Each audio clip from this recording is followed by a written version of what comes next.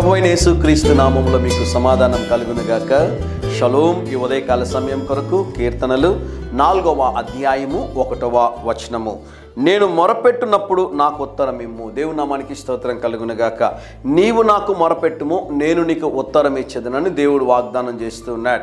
పరిశుద్ధ గ్రంథమైన బైబిల్లో మీరు గమనించినట్లయితే మొరపెట్టినటువంటి ప్రతి ఒక్కరి జీవితంలో కూడా దేవుడు వారి మొరను ఆలకించడం మాత్రమే కాదు, వారి మొరను దేవుడు ఆలకించి వారు ఎదుర్కొనేటటువంటి సమస్యల నుండి విడుదలను మటుకే కాదు, జయమును కూడా దేవుడు అనుగ్రహించున్నాడు. దేవుని నామానికి స్తోత్రం కలుగునుగాక. రెగ్యులర్గా మన 2 నిమిషాల సందేశం చూసేవారికి ఈ మాట తెలుసు.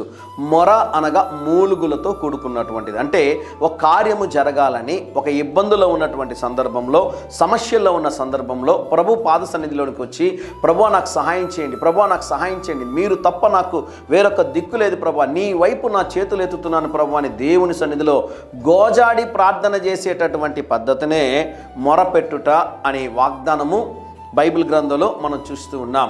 ఈ మొరపెట్టేటటువంటి అనుభవం మన జీవితంలో కూడా అనేక సార్లు సంభవించినటువంటి సంఘటనలు మనందరం కూడా ఎరిగి ఉన్నాం. అయితే గమనించండి, మనము మొరపెడితే మన మొరను ఆలకించి మనకు సహాయం చేసే దేవుడు ఉన్నాడో ఆయన పేరే ప్రభువైన యేసుక్రీస్తు. ఈ ఉదయకాల సమయంలో ఏదో ఒక కార్యం కొరకు మీరు కూడా మొరపెట్టుచున్నారా?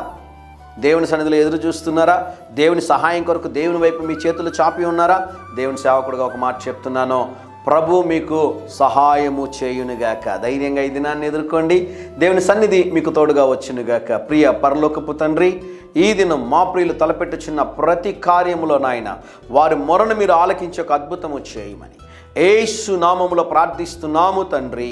Amen, amen.